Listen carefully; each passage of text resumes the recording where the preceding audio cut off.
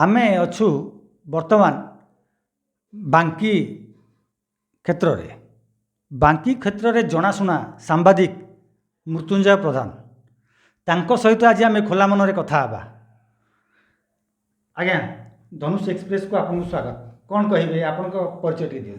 मु आज्ञा सांबादिक मृत्युंजय प्रधान किंतु जड़े विवादीय सांबादिक एक कहबार कारण है आमर वर्तमान जो सांबादिक मान भितर आमर जो चली बर्तमान जो संघर्ष ये संघर्षर है एक मुख्य कारण समस्ते कहती गणतंत्र चतुर्थ स्तंभर जड़े सांबादिक को सबू जनसाधारण लोक मैंने भरोसा रखती कौन पे रखती ना किसी उचित न्याय पाइबापी किंतु बाकी संपूर्ण ओलटा सांबादिक माने केवल रहिले पैसा लाड़े कौटी न्यूज गोटे कथा मुझे कहबी आपन को आपन देखुथिबे बांकी रे अनेक सांबादिक अछंती ता भितरु आपन जणे बांकी रे सांबादिक माने गाड़ी घोड़ा मोटर करी दिलदार रे बुलछंती किंतु आमे आपन को घर को आसिलु देखिलु सबु देखिलु वास्तव रे आपन सेते एक्टिव नाहंती आपनकर नाय आपन पर गाड़ी अछि ना आपन पाखरे कोनोसी ये जिनस नाही तथापि आपन एते संघर्षमय जीवन रे चर्चा रे कोन पाए। आज्ञा मु एमेते एक व्यक्ति मत समस्ते कहते भाई सांबादिक लाइन कम करुच बाकी सांबादिक मैंने कार चढ़ी बुलूँ अथच तुम पाखे बैकटे नहीं मु कहली आज्ञा से भाया मु सांबादिक नुहे खबर प्रसारण करी सत जी देला टंकाटे भल जी नदेला भी मु खुशी तथापि मत खबर मु प्रसारण करे किंतु कौन सी जगार किसी गोटे दुर्नीति है माने मुझे देखे मुझे किंतु सांगे सागे खबर प्रसारण करे से मुझे टंकाटे आनीपारे कि मुझे मन करे से निष्पत्ति नहीं खाइबिनी कि क्या खुआई देविनी जे एठी गोटे कथा आपण कहले खाइबिनी कि खुआई देबेनी ता विषय आम आलोचना करवा। गोटे कथा आपको कहूँ दूसरी बर्तमान आपण नाम सोशल मीडिया रे मिथ्या खबर फेक न्यूज घूरी बुलूची ता उपरे आपण कौन मत रखिए। ये विगत 5 वर्ष तलर कथा आम बांकी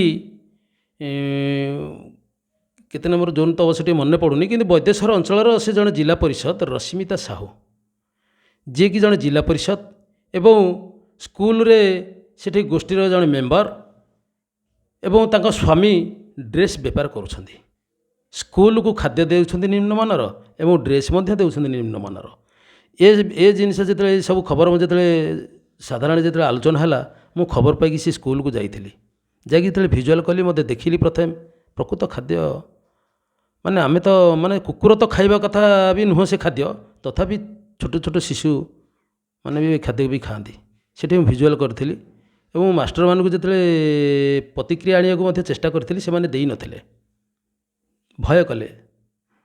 रश्मिता साहू जिला परिषद स्वामी जड़े आंटी सोशल क्रिमिनाल एवं गुंडागर्दी एवं आमर जो समय बीजेडी सरकार थिला से बीजेडी दलीय लोक एवं से सत्साहस से आगे चलती किंतु कथा हूँ कौन जो मुझे खबर प्रसारण कली बोधे विधायक से समय बोधे आगु थाना रे प्रेसर करके मत अरेस्ट करते से समय से आम रश्मिता साहू गोटे मुनारे गोटे मिथ्या एफआईआर देइथिला वैदेश्वर थाना रे जे मो स्वामी नथिला बेले मते आसिक टंका मागिला एवं मु नदेबारु मते जबरदस्ती बलात्कार करिया को चेष्टा करुथिला किंतु सेठी पुलिस जानी रखिबा दरकार जदि गोटे नारी की मु बलात्कार करिछि तो निश्चित मो हाथर दाग तो थी ताको तो निश्चित मेडिकल टेस्ट करिया कथा किंतु कौन सी किसी टेस्ट नहीं विधायक प्रेसर रे मते सेठी गिरफ करा जाइथिला। गोटे कथा आप शुणिले विधायक कथार आपन को गिरफ करागला किसी गणमाध्यम आम देखु जो खबर टी आम देखी किसी गणमाध्यम आपण सहित शत्रुता थाईपे कि मित्रता तो संभव कहवा संभव नुहे किंतु से आपन गोटे क्वेश्चन करते नकली सांबादिक उपर आप कौन कहे। आज्ञा मु किंतु से समय टिके प्रथम करी सांबादिक काम करुଥିଲି से करुଥିଲି जे न्यूज किंतु मु सेते फ्री है नथिली एवं जेते फरवर्ड भी मध्य नथिली मु सदाले नर्भस रहे किंतु से समय कौन है मत जो से विधायक प्रेसर मत गिरफ कराला से समय से सांबादिक माने मते आसिकी क्वेश्चन करते ना या पूर्वर आमर किसी सैटेलाइट चैनलर प्रतिनिधि जड़े है अनंत पट्टनायक एवं कान्हू चरण बेहेरा एवं ଦୁଇ ଆଉ OTV ସଞ୍ଜୀବ, ଏମିତି ଆଉ ଜଣେ ନନ୍ଦିଘୋଷ ଚ୍ୟାନେଲରେ ଜଣେ କାମ କରେ, ତାଙ୍କ ନାଁଟା ମୋର ତ ମନେ ପଡ଼ୁନି ଟିକେ। ଏ 4-5 ଜଣ ଜାତମୁଣ୍ଡିଆ ଠିକ୍ କିଛି ଗୋଟେ କଣ୍ଟ୍ରାକ୍ଟରରୁ କିଛି ପଇସା ଆଣି ହୋଟେଲରେ ମଦ ମାଂସ ଖାଉଥିଲେ। ଯେଉଁ ମଦ ମାଂସକୁ ନେଇକି ସେ ଭିଡ଼ିଓଟା ମୋ ପାଖରେ ଆସିକି ପହଞ୍ଚିଥିଲା, ତାକୁ ମୁଁ ଖବର ପ୍ରସାରଣ କରିଥିଲି। ସେଇ ରାଗ ରଖି ମୁଁ ଯେତେବେଳେ ଭିତରେ ପଶିଲି, ଆସିକି ବର୍ତ୍ତମାନ ରାଗରେ ଏଇସବୁ ଜିନିଷଟି ମୋର ନାଁରେ ଖବର ପ୍ରସାରଣ କରିଛନ୍ତି ଯେ ନକଲି ସାମ୍ବାଦିକ।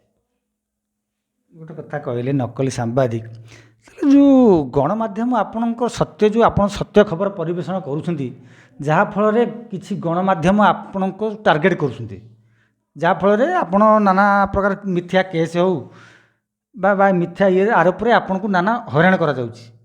କିନ୍ତୁ ଗୋଟେ କଥା, ଏବେ 2-3 ଦିନ ତଳେ ହେବ 4-5 ଦିନ ଘଟଣା ହେବ, କିଛି ଗୋଟେ ଫେକ୍ ପେପରରେ ଆପଣଙ୍କ ଫଟୋ ଲାଗିଛି ଏବଂ କିଛି ସାମ୍ବାଦିକଙ୍କ ଫଟୋ ମଧ୍ୟ ରହିଛି ଏବଂ ଗୋଟେ ପୋଲିସ ଅଫିସର ତାଙ୍କର ମଧ୍ୟ ଫଟୋ ରହିଛି।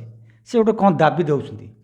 ସେଇ ଯେଉଁ ଫଟୋଟି ରହିଛି, ସେ ଫଟୋଟି ସତ୍ୟତା ଆମେ ଯେତେବେଳେ ଚେକ୍ କଲୁ, ପ୍ରକୃତରେ ଏଇଟା କ'ଣ ସମିଷ ଲେଖା ହେଇଛି, ମାନେ କୌଣସି ସକାଳ ପେପରରେ ସେଇଟା ପ୍ରକାଶିତ ହେଇଛି।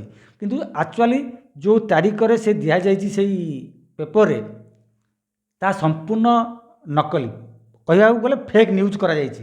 ଏ ଫେକ୍ ନ୍ୟୁଜ୍ ଉପରେ ଆପଣ କ'ଣ କହିବେ? ୟା କଥା ହେଉଛି କ'ଣ ନା, ଆମର ୟା ପୂର୍ବରୁ ନଦୀ ବଢ଼ି ଆସିଥିଲା।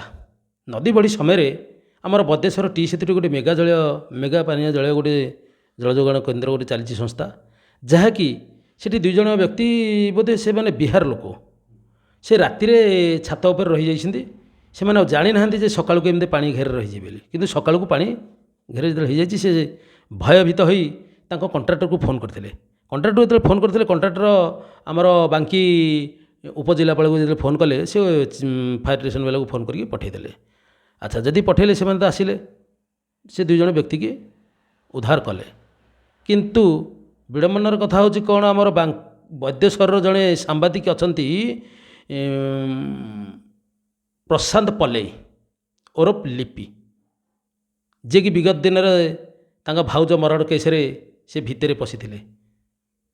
ସେ ବାବୁ ଜଣେ କ'ଣ କରନ୍ତି, ଯେତେବେଳେ ଯାଆନ୍ତି ଆମର ମେଗା ପାନୀୟ ଜଳଠିକି, ସେଠି ଜଣେ ଆମର ସନ୍ତପାତ୍ର ବୋଲି ଜଣେ ଏହି ବଦେଶ୍ୱର ସ୍ଥାନୀୟ ଲୋକ ସେଠି କଣ୍ଟ୍ରାକ୍ଟର ହିସାବରେ ଜଣେ କାମ କରୁଛନ୍ତି, କଣ୍ଟ୍ରାକ୍ଟର ପାଖରେ ସୁପରଭାଇଜର ଟେମ୍ପରାରୀ। ସେ ତାକୁ ଯାଇ କହେ ଯେ ଭାଇ ଆଉ କିଛି ବ୍ୟବସ୍ଥା ଟିକେ କର।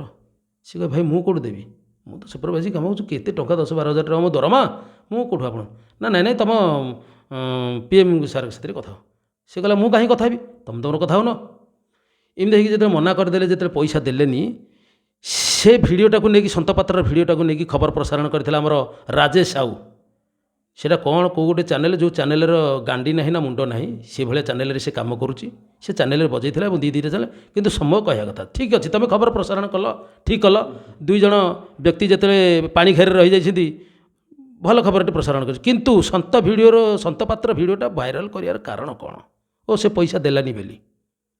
ତେଣୁକରି ସେଇଥିପାଇଁ ଆମର ଯେତେବେଳେ ତାଙ୍କ ଖବରଟି ମୁଁ ପ୍ରସାରଣ କଲି, ବାଙ୍କିରେ ଯେଉଁ ସାମ୍ବାଦିକ ସଂଘ, ନବକଳବର ସଂଘ ଗୋଟେ କହୁଛନ୍ତି ଯେ, କିନ୍ତୁ ସେ ନବକଳବର ସଂଘର କାଗଜପତ୍ର ଠିକ୍ ନାହିଁ। ମୁଁ ଯେତିକି ଜାଣିଛି, କେବଳ ଟଙ୍କା ଖାଇବା ପାଇଁ ଗୋଟେ ସଂଘ କରିଛନ୍ତି।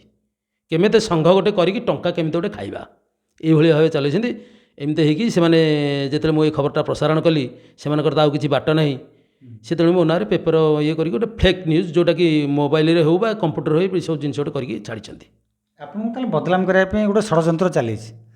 ଏବେ ଆପଣ ଜାଣିଥିବେ, ବାଙ୍କି ମେଡ଼ିକାଲରେ ଗୋଟେ ଘଟଣା ଘଟିଥିଲା, ଡାଇରିଆ ପାଇଁ 5-6 ଜଣ ଲୋକ ଆକ୍ରାନ୍ତ ହୋଇଥିଲେ। ତାକୁ ନେଇକି ଏକ ମିଥ୍ୟା ଖବର ପରିବେଷଣ କରାଯାଇଥିଲା, ଆପଣ ଜାଣିଥିବେ ବୋଧେ ଏ ବିଷୟରେ? ହଁ, ଏ ବିଷୟରେ ମୁଁ ଜାଣିଛି। କିନ୍ତୁ ଆକ୍ଚୁଆଲି 5-7 ଜଣ ଭିତରେ ଡାଇରିଆ ପେସେଣ୍ଟ ଥିଲେ। ଶୁଖୁଆ ଖେଳା, ଯେଉଁକି ଆମର ଶିମିଳିପୁର ପାଖାପାଖି। ଇଏ ଆମର ଅନନ୍ତ ପଟ୍ଟନାୟକ, କାହ୍ନୁଚରଣ ସିଂ, ବାଙ୍କିର, ଯିଏକି ଆମର ବିଗତ ଦିନରେ ମେଡ଼ିକାଲରେ ଆମ୍ବୁଲାନ୍ସ ଚଲାଉଥିଲା, ସେଥିରେ ଦେଶୀ ମଦ ବେପାର କରୁଥିଲା। ସେଠି ମେଡ଼ିକାଲ ବାଲା ଯେତେବେଳେ ଛାଡ଼ିଦେଲେ, ତାକୁ ଛାଡ଼ିକି ସେଠୁ ଡଙ୍ଗା ଚଲାଇଲା, ଡଙ୍ଗାରେ ଦେଶୀ ମଦ ବେପାର କଲା। ବୋଧେ 7ମ ପାସ୍ କି ନାହିଁ କହିହେଉନି। କିନ୍ତୁ ସେ ବାବୁ 2 ଜଣକ ଯାଇକି ମେଡ଼ିକାଲଠି ଯାଇକି କ'ଣ କଲେ, ଅଫିସର ସାଥିରେ ବୋଧେ ଯୋଗାଯୋଗ କରି, ମୁଁ ଯାହା ଭାବୁଛି, ହୁଏତ ସେ ମାଗିଥାଇପାରନ୍ତି କି ନଥାଇପାରନ୍ତି, ମୁଁ କହିପାରୁନି। କିନ୍ତୁ ମୁଁ ଏଇଥିପାଇଁ କହିବି ଯେ ମେଡ଼ିକାଲ ଅଫିସରକୁ ବୋଧେ କିଛି ଟଙ୍କା ମାଗିଥିଲେ, ଟଙ୍କା ନ ଦେବାରୁ ସେ ମିଥ୍ୟା ଖବର ପ୍ରସାରଣ କରିଛନ୍ତି। 7 ଜଣ ରୋଗୀକି ସେ 30ରୁ ଉର୍ଦ୍ଧ୍ୱ କଲେ କେମିତି? ଗୋଟେ କଥା କହିବି ଯେ ମେଡ଼ିକାଲ ଅଫିସର ଯିଏ ଥିଲେ ଆଲୋକ ପଟ୍ଟନାୟକ ଥିଲେ, ସେ ଗୋଟେ ଅଭିଯୋଗ କରିଥିଲେ। 2ଟି ଗଣମାଧ୍ୟମଙ୍କ ନାମରେ ସେ 2ଟି ଅଭିଯୋଗ କରିଥିଲେ, ଯେଉଁମାନେ କି ମିଥ୍ୟା ଖବର ପରିବେଷଣ କରିଥିଲେ ଏବଂ ତାକୁ ନେଇକି ମଧ୍ୟ ସେ ଥାନାରେ ମଧ୍ୟ ଦ୍ୱାରସ୍ଥ ହୋଇଥିଲେ। ତାହେଲେ ଏହି ଖବର ଉପରେ ଆପଣ କ'ଣ କହିବେ? ଏଭଳି ମିଥ୍ୟା ଖବରକୁ କ'ଣ କହିବେନି? ମୁଁ ତ ନୁହେଁ, ବାଙ୍କୀବାସୀ ବି ମୋତେ ଘୃଣା କରୁଛନ୍ତି ସାମ୍ବାଦିକ ଅନନ୍ତ ପଟ୍ଟନାୟକ ଏବଂ କାହ୍ନୁଚରଣ ବେହେରା ଉପରେ। କାହିଁକି ନା ସେ ଦୁଇ ଜଣଙ୍କର କେଉଁଠି ନ୍ୟୁଜ୍ ନଥିଲେ ସେ ଯିବେ କେବଳ ବସିବେ କେଉଁଠି ନା ଆମର ବାଙ୍କୀ ଯେଉଁ କୋର୍ଟ ପାଖରେ ଦେଖିବେ କେଉଁ ଲେଡ଼ିଜ୍ ଆସିଲେ କୋର୍ଟକୁ, କାହାର କି ସ୍ୱାମୀ କି ଛାଡ଼ିକି ଆସିଲା, କି କ'ଣ ଭଲ ମନ୍ଦ କଲା, ସେ କେବଳ ଲେଡ଼ିଜ୍ କି ଜଗିକି ରହନ୍ତି। ରସିକିଆ ଦୁଇଟାକ ନା, କେବଳ ଖାଲି ଟଙ୍କା କେମିତି, ଆଉ ତ କାହାଠୁ ପଇସା ମାରିପାରିବେନି। ଲେଡ଼ିଜ୍ ଗୋଟୁ କିଛି ପଇସା ପତ୍ର ପକାଇବା ପାଇଁ ସେମାନେ ସେ କୋର୍ଟଟି, ମୁଁ ପ୍ରାୟ ଟାଇମ୍ ଯେତେବେଳେ ମୁଁ ବାକି ଦେଖିବି, ଗଲାବେଳେ ଦେଖିବି ଅର୍ଗସ୍ ଚ୍ୟାନେଲ୍ ଆମର ଯିଏକି ହେଉଛି କାହ୍ନୁଚରଣ ବେହେରା ବାବୁ ଜଣକ ଥିବେ, ସେ କୋର୍ଟଟି ବସିଥିବେ, କିଏ ଲେଡ଼ିଜ୍ ଯିବେ ତାଙ୍କୁ ଉଣ୍ଡିବ, ପଛରେ ଲୁଙ୍ଗୁ ହେଇକି ଯିବ, ଆଉ କ'ଣ ଭଉଣୀ କେଉଁ କାମରେ ଆସିଥିଲ କ'ଣ ନାହିଁ, ତାଙ୍କର କାମଧନ୍ଦା ହେଲା ସେଇଆ। କିନ୍ତୁ ଏ ଯେଉଁ ମିଥ୍ୟା ଖବର ପ୍ରସାରଣ କରିଥିଲେ, ସେଥିପାଇଁ ଆମର ଡକ୍ଟର ଆଲୋକ ପଟ୍ଟନାୟକ ଯିଏକି ମେଡ଼ିକାଲ ଅଫିସର ଥାନାରେ ଅଭିଯୋଗ କରିଥିଲେ, ଏହା ବି ମଧ୍ୟ ସତ। ତାଙ୍କ ଚ୍ୟାନେଲକୁ ମଧ୍ୟ ଅଭିଯୋଗ କରିଥିଲେ, ତାହା ବି ମଧ୍ୟ ସତ। ସେ ଚ୍ୟାନେଲ ଅଭିଯୋଗକୁ ନେଇକି, ତାଙ୍କ ଚ୍ୟାନେଲକୁ ଯେଉଁ ଅଭିଯୋଗ କରିଥିଲେ, ସେ ଅଭିଯୋଗକୁ ନେଇକି ଆମେ ଖବର ପ୍ରସାରଣ କରିଛୁ। ସେ ଖବର ପ୍ରସାରଣ କରିବା ପରେ ଏମାନେ କଥାରେ ନାହିଁ, ଜର ବାଉଳାରେ ତାଟିଆ ଯେଉଁ କାମୁଡ଼ିଆ, କ'ଣ ଆମର ଓଡ଼ିଆରେ ଗୋଟେ ଢଗ ଅଛି, ଏକ୍ଜାମ୍ପଲ୍ ସେଇଆ। ସେ ଖବର ପ୍ରସାରଣ ପରେ ସେମାନେ ତ ଆଉ କିଛି କରିପାରୁନାହାନ୍ତି। ସେ ମୋର ପୁରୁଣା କେସ୍ଟାକୁ, ମୁଁ ବିଗତ 4-5 ବର୍ଷ ତଳେ ଯେଉଁ ରଶ୍ମିତା ସାହୁ କେସ୍ରେ ଯେଉଁ ଗିରଫ ହୋଇଥିଲି, ସେ କେସ୍ଟା ଭାଇରାଲ୍ କରୁଛନ୍ତି। ଯେ ସେଥିରେ ମୁଁ ଦୁଃଖିତ ନୁହେଁ, ମୁଁ ବରଂ ବହୁତ ଖୁସି ଯେ ଯାହା ହେଉ ବାଙ୍କୀରେ ଏବେ ବି ସୁଦ୍ଧା ଅଛନ୍ତି ଯେଉଁ ଝାଟିଆ ସାମ୍ବାଦିକମାନେ, ଯାହାକି ଖବର ପାଉନାହାନ୍ତି, ତେଣୁକରି ବିଗତ 5 ବର୍ଷ ତଳର ଖବରଟାକୁ ବର୍ତ୍ତମାନ ଭାଇରାଲ୍ କରୁଛନ୍ତି। ତାକୁ କହନ୍ତି ସାମ୍ବାଦିକ ନା, ଆଉ କେଉଁ ସାମ୍ବାଦିକ ନା ଝାଟିଆ ସାମ୍ବାଦିକ। ଗୋଟେ କଥା ଏଠି ଆମର କହିଲେ ଯେ ବାଙ୍କୀରେ ଅନେକ ଗଣମାଧ୍ୟମ ଅଛନ୍ତି, ଆପଣ ଜାଣିଥିବେ ବାଙ୍କୀରେ ବହୁତ ଗଣମାଧ୍ୟମ ପ୍ରତିନିଧିମାନେ କାର୍ଯ୍ୟ କରୁଛନ୍ତି। ବାଙ୍କୀରେ ଏତେ ବଡ଼ ଗୋଟେ ମିଥ୍ୟା ଖବରଟେ ପରିବେଷଣ କରାଗଲା, ଏତେ ଗଣମାଧ୍ୟମ ଥିଲେ, ଖବର କେହି ଗୋଟିଏ ପରିବେଷଣ କରିପାରିଲେନି ତାଙ୍କ ବିରୁଦ୍ଧରେ।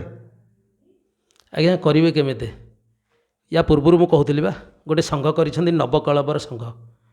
ପ୍ରକୃତ ଯଦି ଆମ ବାଙ୍କୀରେ, ମୁଁ ପ୍ରଶାସନକୁ ମୁଁ ନିବେଦନ କରୁଛି, ପୋଲିସ ଅଧିକାରୀ ଏବଂ ଉପଜିଲ୍ଲାପାଳ ଏବଂ କଲେକ୍ଟର ଏବଂ ଆମର ତହସିଲ, ଏ ସମସ୍ତଙ୍କୁ ମୁଁ ନିବେଦନ କରୁଛି, ନବକଳେବର ଯେଉଁ ସଂଘ କରିଛନ୍ତି, ସେ ସଂଘର କାଗଜପତ୍ର ଅଛି କି ନାହିଁ, ୟାକୁ ତୁରନ୍ତ ଆଗ ଯାଞ୍ଚ କରନ୍ତୁ। ଯଦି ସଂଘର କାଗଜପତ୍ର ନଥିବ, ତେବେ ତୁରନ୍ତ ସେମାନଙ୍କୁ ଉପଯୁକ୍ତ ଦଣ୍ଡବିଧାନ କରାଯାଉ।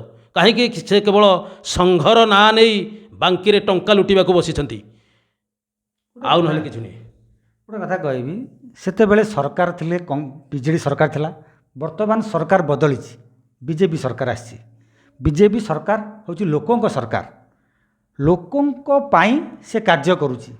ଯେଉଁଠି ଦୁର୍ନୀତି ହେଉଛି, ଯେଉଁଠି ନାନା ପ୍ରକାର କେଳେଙ୍କାରୀ ହେଉଛି, ତାହାର ଦୃଷ୍ଟି ଆକର୍ଷଣ କରିବା ଗଣମାଧ୍ୟମର ପ୍ରକୃତ କର୍ତ୍ତବ୍ୟ। ଗଣମାଧ୍ୟମର କର୍ତ୍ତବ୍ୟ ହେଲା ଖବରଟିକୁ ଆଣି ସରକାରଙ୍କ ନିକଟତର କରିବା। କିନ୍ତୁ ଏଭଳି ଯେଉଁ ସାମ୍ବାଦିକମାନେ ମିଥ୍ୟା ଖବରକୁ ପରିବେଷଣ କରୁଛନ୍ତି, ତାଙ୍କ ଉପରେ କ'ଣ କାର୍ଯ୍ୟାନୁଷ୍ଠାନ ନେବେ ବୋଲି ଆପଣ ଭାବୁଛନ୍ତି? ଆଜ୍ଞା କ'ଣ କାର୍ଯ୍ୟାନୁଷ୍ଠାନ ନେବ ମୁଁ ତ କହିପାରୁନି। ଗୋଟେ ସାଧାରଣ କଥା ଅଛି, ଆଲୋ ତୁ ତ ମୁତୁରି ମୁଁ ତ ମୁତୁରି, ହେଁସ କାହିଁ ପାଇଁ ଧୋଇବା। ବିଜେଡ଼ି ସରକାର ସମୟରେ ବିଜେଡ଼ି ଯାହା କରୁଥିଲା, ସେ ସମୟରେ ବିଜେପି ଗର୍ଜି ଉଠୁଥିଲା ଯେ ବିଜେଡ଼ି ସରକାର ଖାଇଗଲା। ଠିକ୍ ଅଛି, ବିଜେଡ଼ି ସରକାର ଖାଇଗଲା। ଏବେ ତ ବିଜେପି ସରକାର ଆସିଛି, 3 ବର୍ଷ ଭିତରେ କେତେ ଖାଇଲାଣି, କ'ଣ ଲୋକକୁ ନ୍ୟାୟ ଦେଲାଣି। ଏବେ ବି ସୁଦ୍ଧା ଜନସାଧାରଣମାନେ ଚେତି ଗଲେଣି। ଏ ପଞ୍ଚାୟତ ନିର୍ବାଚନ କହିବ ଯେ ଆଗାମୀ 2029ରେ ବିଜେପି ସରକାର ରହିବ ନା ହଟିବ।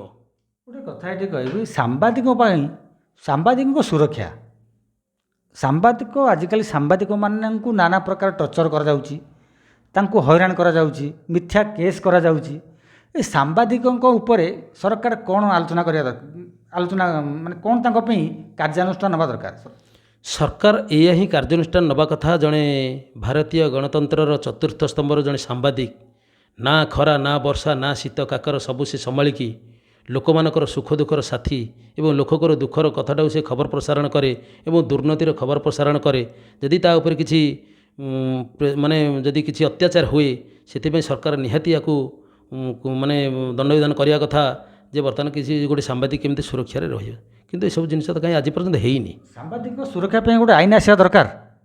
ଆଇନ ତ ଆସିବା ନିହାତି ଦରକାର, ଯେ ଆଇନ କାହିଁ, କିଏ ବା ଦେବା ଆଇନ, ସେଇ କଥା ଏଇନେ କହୁଥିଲି ବା। ଆଇନଟା ମିଳନ୍ତା ଯାହା, ଏ ସାମ୍ବାଦିକମାନେ କରୁଛନ୍ତି କ'ଣ, ଯଦି ଆଜି ସରକାର କିଛି ଦୁର୍ନୀତି କଲା ସରକାର ବି ନ୍ୟୁଜ୍ କଲେ, ଏବଂ ଯିଏ ଆମର ବାଙ୍କିରେ ବିଧାୟକ ରହିଲା ତାଙ୍କ ବିରୁଦ୍ଧରେ ନ୍ୟୁଜ୍ କେହି କରୁନଥିଲେ। ନା, ବାଙ୍କି ବିଧାୟକ ଆମର ଭଲ ଭଲ କାମ କରନ୍ତି, କାହିଁକି ନା ବିଧାୟକ ମହାଶୟ କିଛି ପକେଟ ଖର୍ଚ୍ଚ ଦିଅନ୍ତି। ନହେଲେ ବାଙ୍କିରେ ଏମିତି ସାମ୍ବାଦିକମାନେ ଯାହାର ଖାଇବାକୁ ନାହିଁ, ମୁଣ୍ଡ ଗୁଞ୍ଜିବାକୁ ଚାଳ ଖଣ୍ଡେ ନାହିଁ, ସେ ସାମ୍ବାଦିକ ଆଜି ବାଙ୍କିରେ ଜାଗା କିଣି ମାର୍ବଲ ଘର କରି କାର ଚଢ଼ିକି ଚକାଚକରେ ବୁଲିବାକୁ ପଇସା ଆସିଲା କେଉଁଠୁ? କେବଳ ବିଗତ ଦିନରେ ବିଜେଡ଼ି ସରକାର ଯେଉଁ 24 ବର୍ଷ ସରକାର ସମୟରେ ବାଙ୍କିରେ ବର୍ତ୍ତମାନ ସାମ୍ବାଦିକମାନେ ସବୁ ବିଧାୟକ ଯେତେ ବି ଦୁର୍ନୀତି କଲେ ମଧ୍ୟ ସେ ଦୁର୍ନୀତିର ଖବରଟାକୁ କେହି ପ୍ରସାରଣ ନ କରି ବାଙ୍କି ବିଧାୟକ ଆମର ଭଲ, କେଉଁଠି ଫିତା କାଟିଲେ କେଉଁଠି କ'ଣ ଇଏ ହେଲା ସେ ଖବର ପ୍ରସାରଣ କରି କେବଳ ବିଧାୟକ ପଇସାରେ ଆଜି ସାମ୍ବାଦିକମାନେ ହେଇଛନ୍ତି କୋଟିପତି। ଖାଲି ସେତିକି ନୁହେଁ, କଣ୍ଟ୍ରାକ୍ଟର କିଏ କେଉଁଠି କଣ୍ଟ୍ରାକ୍ଟ କାମ କଲା, ଯେଇ କଣ୍ଟ୍ରାକ୍ଟର ଏମାନଙ୍କୁ ମଧ୍ୟ ପଇସା ଲୁଟିବାକୁ ଏମାନେ ମଧ୍ୟ ପଛେଇ ନାହାନ୍ତି। ଟଙ୍କା ଦେଲେ କାମ ଭଲ, ଟଙ୍କା ନଦେଲେ କାମ ଖରାପ ବୋଲି ଖବର ପ୍ରସାରଣ କରି ସେମାନେ ଧମକ ମଧ୍ୟ ଦିଅନ୍ତି। ଏ କଥା ମୁଁ ଟିକେ କହିବି, ଆପଣ ବାଲି ଦୁର୍ନୀତି ହେଉଛି, ବାଙ୍କିରେ ବହୁତ ବାଲି ଚାଲାଣ ହେଉଛି, ବିଭିନ୍ନ ମରୁମ ଚାଲାଣ ହେଉଛି, ବିଭିନ୍ନ ଖବର ମଧ୍ୟ ଆପଣ ପରିବେଷଣ କରୁଛନ୍ତି। ତାହେଲେ ପରିବେଷଣ ଖବର କରୁଛନ୍ତି, ଆପଣଙ୍କୁ ଧମକ ଫମକ କିଛି ଆସୁଛି କି? ହଁ, ବିଗତ ଦିନରେ ଆମର ଜାତମୁଣ୍ଡିଆ ଏବଂ କାଳିକା ପ୍ରସାଦ ଯେଉଁ ବାଲିଘାଟ, ବାଲି ଗଦା ହେଇଛି ମିନିମମ୍ ଭାବୁଛି ବୋଧେ 1000 ଟ୍ରିପ୍ରୁ ଅଧିକ ହେବ। ହାୱାରେ 1000 ଟ୍ରିପ୍ରେ ଅଧିକ ହେବ ପଛେ କମିବ ନାହିଁ। ୟାକୁ ମୁଁ ଖବର ପ୍ରସାରଣ କରିଥିଲି, ବିଡ଼ିଓ ନା ତହସିଲ ନା ଆମର ଉପଜିଲ୍ଲାପାଳ ନା ଜିଲ୍ଲାପାଳ ଏ ଖବର ପାଉନାହାନ୍ତି କି ନାହିଁ, ପାଇକି ଲାହିରେ ଜଡ଼ା ତେଲ ଦେଇକି ଶୋଉଛନ୍ତି କି ନାହିଁ, ମାସିକିଆ ହାତ ଗୁଞ୍ଜା ପକେଟ ଗୁଞ୍ଜା ନେଇକି ଗରମ କରିକି ରହୁଛନ୍ତି, ସେ କଥା ଆମେ ତ କହିପାରିବାନି।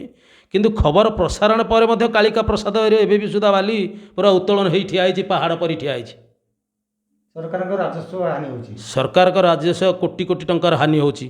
କିନ୍ତୁ ଆଉ ଗୋଟେ ବଡ଼ ଦୁଃଖର କଥା, ଏ ବିଜେପି ସରକାର କେବଳ ମାଇନିଂସ ଡିପାର୍ଟମେଣ୍ଟକୁ ଏଇଥିପାଇଁ ଦେଇଛି ଯେ ମାଇନିଂସ ଡିପାର୍ଟମେଣ୍ଟ ଏ ବାଲିଘାଟ ମାଫିଆମାନଙ୍କଠୁ ପଇସା ନେଇ ବିଜେପି ସରକାରର ପାଣ୍ଠିରେ ପୁଞ୍ଜିତ କରିବେ ବୋଲି କେବଳ ମାଇନିଂସ ଡିପାର୍ଟମେଣ୍ଟକୁ ଦିଆଯାଇଛି, ନଚେତ ଆଉ କିଛି ନାହିଁ। କାହିଁକି, ୟା ପୂର୍ବରୁ ଯେତେବେଳେ ଆମର ତହସିଲମାନେ ଯେତେବେଳେ ଦାୟିତ୍ୱ ନେଇଥିଲେ, ଯାହାହେଲେ ଆମେ ଖବର ପ୍ରସାରଣ କରୁ ଆଇଦର ନ କରୁ, ଫୋନ୍ଟେ କଲା ମାନେ ବାଙ୍କି ତହସିଲ ଯାଇ ସାଙ୍ଗେ ସାଙ୍ଗେ ବର୍ତ୍ତମାନ ବାଲିଘାଟକୁ ସିଜ୍ ମଧ୍ୟ କରୁଥିଲେ। ସେ ଟଙ୍କା ଖାଆନ୍ତୁ ଆଇଦର ନ ଖାଆନ୍ତୁ, କିନ୍ତୁ ଆମ କଥା ରହୁଥିଲା। ଆଜି ବର୍ତ୍ତମାନ ଗାଡ଼ି ଘାଟ ବର୍ତ୍ତମାନ ପଶିଛି, ଗାଡ଼ି ଯାଇକି ଘାଟ ବର୍ତ୍ତମାନ ଗାଡ଼ିବାଲାକୁ ମଧ୍ୟ ଧରିଥିଲେ, ବହୁତ କେସ୍ ବାସ୍ ମଧ୍ୟ ହେଇଥିଲା।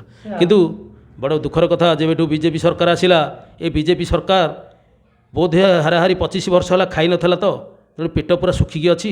ଏଇ 5 ବର୍ଷ ଭିତରେ ଖାଇକି ଓଡ଼ିଶାଟାକୁ ପଦା କରିବ ବୋଲି ମୋର ଯେତିକି ଆଶା ଅଛି। ଆଉ ଆମେ ଯେ ସରକାରଙ୍କୁ ତ ଦୋଷ ଦେବା ଠିକ୍ ନୁହେଁ, ସରକାରର ଗୋଟେ ମାଧ୍ୟମ, ସରକାରଙ୍କ ଜରିଆରେ ଯେଉଁ ଅଧିକାରୀମାନେ କାର୍ଯ୍ୟ କରୁଛନ୍ତି ସେମାନଙ୍କର ଦାୟିତ୍ୱ ଜଗା ରଖା କରିବା। ମାଇନ୍ସ ବିଭାଗ ସେ ଗୋଟେ ଗୁରୁତ୍ୱପୂର୍ଣ୍ଣ ବିଭାଗ, ତା'ର କର୍ତ୍ତବ୍ୟ ହେଲା ସେମାନେ ବାଲିଘାଟକୁ ଯାଇ ଉପଯୁକ୍ତ ତଦାରଖ କରିବେ, ଯେଉଁମାନେ ଅନ୍ୟାୟ ଦୁର୍ନୀତି କରୁଛନ୍ତି ତାଙ୍କ ବିରୁଦ୍ଧରେ ସେମାନେ ଆକ୍ସନ୍ ନେବେ।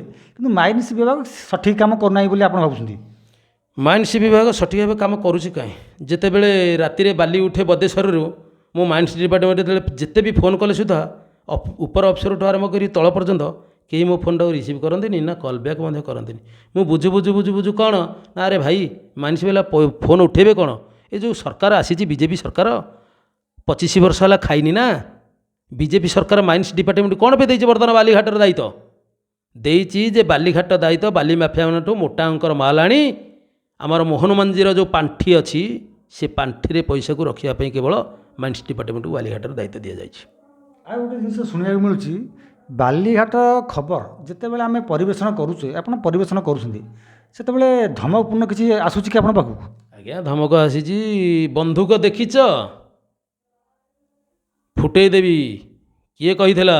ଆମର ବାଙ୍କିରେ ଯେଉଁ ଜାତମୁଣ୍ଡିଆର ବାଲିଘାଟର ଯିଏ ଦାୟିତ୍ୱ ନେଇଛି ନିରଞ୍ଜନ ବେହେରା, ଘର ତାର ବୋଧେ ବାଙ୍କି କରବର, ବାବୁ ଜଣକ ଧମକ ଦେଇଥିଲା, କିନ୍ତୁ ମୁଁ ରେକର୍ଡ଼ିଂ ରଖିଥିଲି, କିନ୍ତୁ ସେଇଟା ଟିକେ ବଜେଇ ନଥିଲି ଏଇଥିପାଇଁ, ଯାହା ଯେତେବେଳେ ଧମକ ଦେଇଥିଲା ଯେ ତୋତେ ମାରିଦେବି, ତେଣୁ ମୁଁ ଏଇଟା ଖବର ପ୍ରସାରଣ କରିଥିଲେ ନିଶ୍ଚିନ୍ତ ପ୍ରଭାବ ପଡ଼ିଥାନ୍ତା। ମୁଁ ସେଥିଲାଗି ଟିକେ ଖବର ପ୍ରସାରଣ କରିନଥିଲି, କିନ୍ତୁ ରଖିଥିଲି ଭିଜୁଆଲ୍, ତା'ର ରେକର୍ଡ଼ିଂ ରଖିଥିଲି ମଧ୍ୟ। ଯିବା ଶେଷରେ ଆମେ କହିବା, ବର୍ତ୍ତମାନ ଆପଣ ତ ଶୁଣୁଥିଲେ ଖୋଲା କଥାରେ ଜଣେ ସଚୋଟ ସାମ୍ବାଦିକ ମୃତ୍ୟୁଞ୍ଜୟ ପ୍ରଧାନଙ୍କ ସହିତ ଯଦି ଆଉ ମଧ୍ୟ ଆଉ ଗୋଟିଏ କଥା ମୁଁ ଏଠି କହିବାକୁ ଚାହିଁବି ଯେ ବେଳେବେଳେ ସାମ୍ବାଦିକମାନଙ୍କ ସୁରକ୍ଷା ଉପରେ ପ୍ରଶ୍ନ ଆସୁଛି। ସାମ୍ବାଦିକଟିଏ କରିବ କ'ଣ ଯଦି କୌଣସି ଦୁର୍ନୀତି ଖବର ପରିବେଷଣ କରୁଛି, ସେଥିପାଇଁ ସେ ଆକ୍ରୋଶର ଶିକାର ହେଉଛି।